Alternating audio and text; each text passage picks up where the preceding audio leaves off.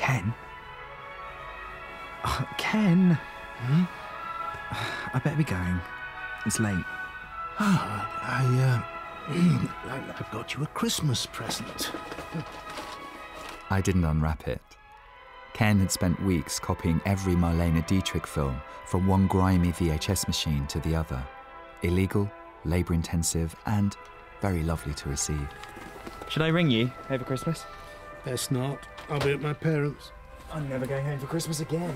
I bet you do. Oh, it's a war zone. Make friends with them. Maybe. If you learn nothing else from me, your mentor and self-appointed advisor, forget, though it pains me to say it, forget about the career of Barbara Stanwyck and learn this. Everyone has pain. It's what you do with it that makes you interesting.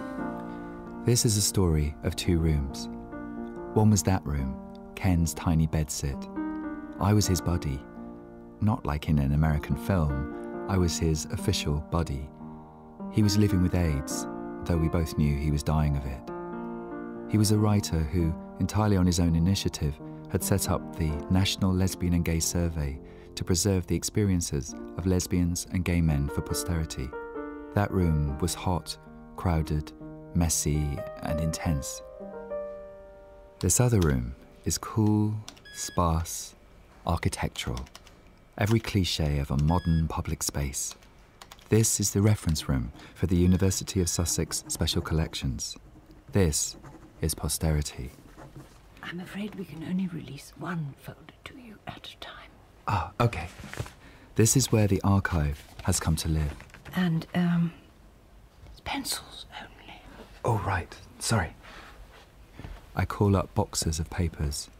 More than 700 contributors, meticulously noted and annotated with numbers and codes in Ken's neat handwriting, in red pen.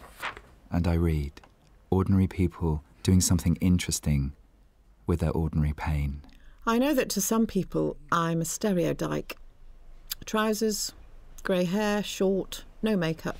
Here's Anna, writer and teacher, previous occupations, dishwasher, actor, shoe seller, clown, women's centre worker. On the whole, I suppose my line comes at the point of confrontation.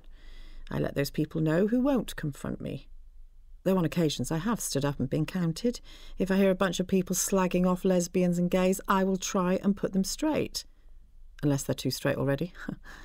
If the situation is not threatening to me. The first thing I did when I came out was to put a notice in my local women's centre to try and get somewhere else to live. It was 1980, maybe 81. You're not putting up an ad for yoga classes, are you? No. Good, because I am. A marrying lesbian seeks flat share. What does that even mean? A marrying lesbian? Oh, you know, finding my dyke feet, stumbling around. Into me? What? Why not marriage a little with me? My name's Flame. I'm Anna. So come a little closer. Your wings won't burn. It was a wonderful period, those first few years. I was often in love and often in terrible pain. My life then seemed full of great and brave women who still believed in a revolution. I think I just caught the tail end of something that has changed, if not died. I'm very happy that I had that experience and wonder what has happened to me since then that has stripped the joy from my life. That's all this time. Good night. I always say I came out before it was invented. That was in 1963, 3 months after I started college, when I came out to my mother. At this remove, I can't quite recall whether it was she who suggested I go to see a psychiatrist or whether it seemed the only thing I could reasonably do. I found one through my GP at college and went for the cure. Now, Kenneth, this is for you to use at home. Can I have your wrist? I was given a square wooden box with a wire coming from it and a kind of press-studded bandage which attached to your wrist. Do you see this bell push on the box? You use this in your room. When you are alone. Yes? As you reach arousal, press the bell push. Like this. Oh! You see? An electric shock.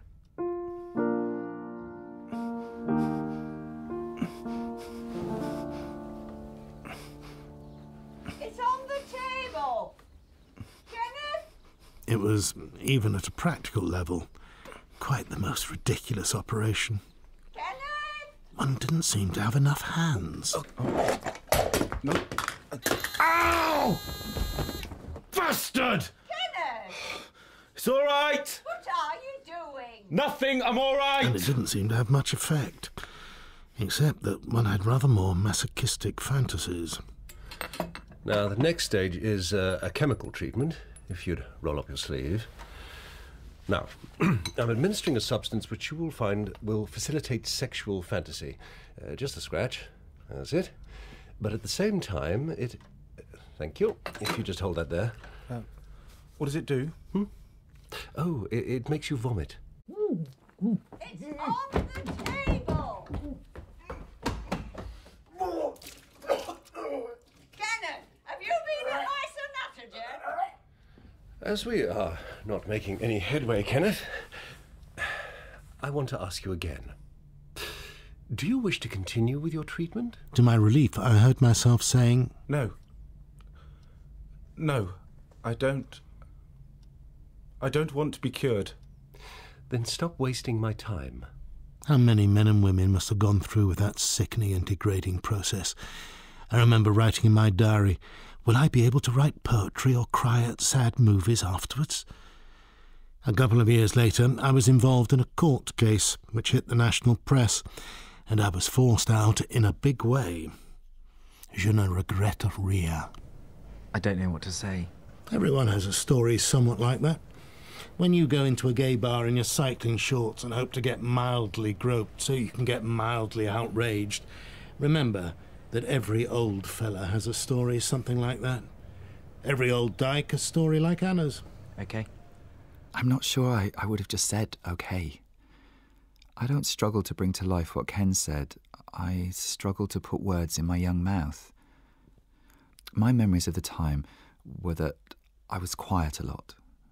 I was learning. I was in a lot of pain of my own, self-induced perhaps.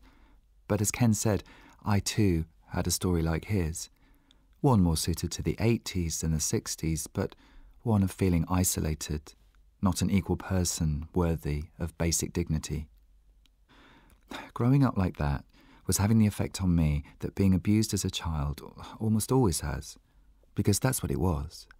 Systematic societal abuse of vulnerable children who just want to be loved and give love. Too many drugs, too much drink, self-harm, feeling suicidal, presenting with depression to the GP. I was in love and I was having fun, but I was in pain. So maybe I found it hard to read those accounts of older men from the archive, because I recognised myself in them far too much. Okay. That's all you got to say. Okay. How did it make you feel? Oh, Lord. You really didn't get much from your training, did you? Good job I like you.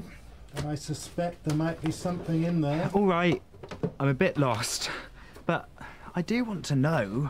Here it is. This answers your question. Look at the directive headed Relatives, Friends, Neighbours.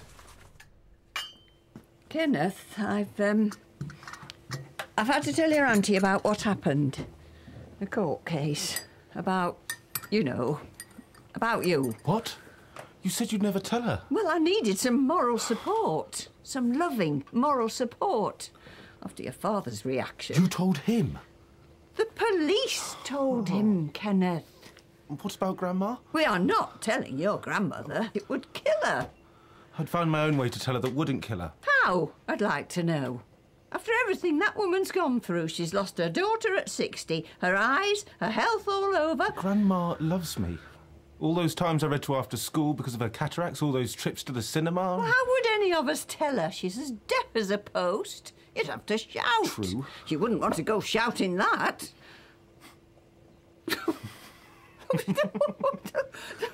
Can you imagine?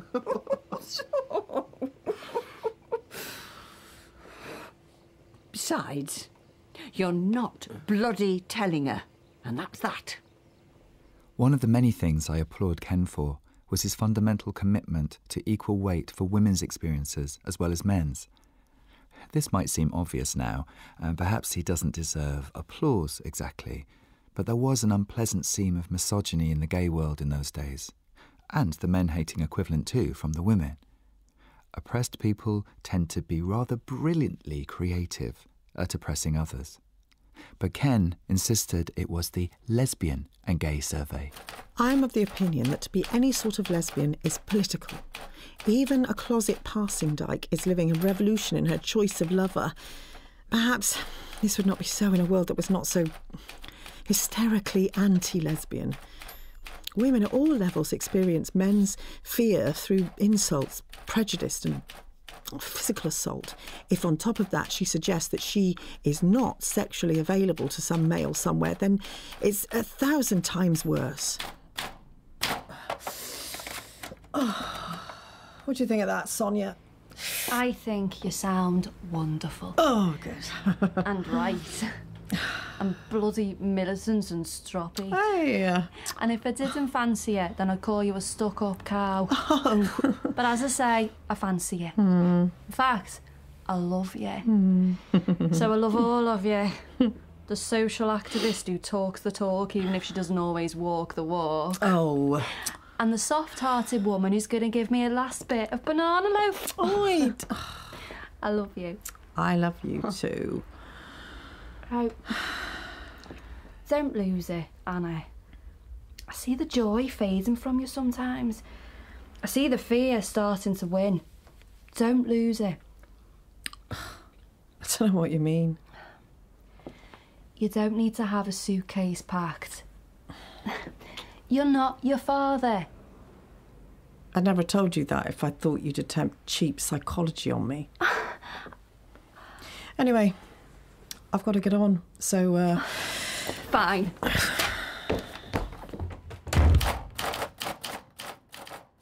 I am one of those lesbians who came out through the women's liberation movement. Notice the word liberation. It used to be important.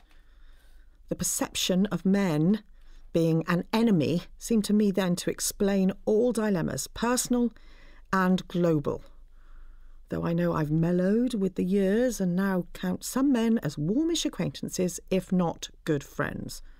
That seems so out of date now, and yet it was written so recently. It's good to be reminded how swiftly things that seem stuck can dissolve. It should inspire us.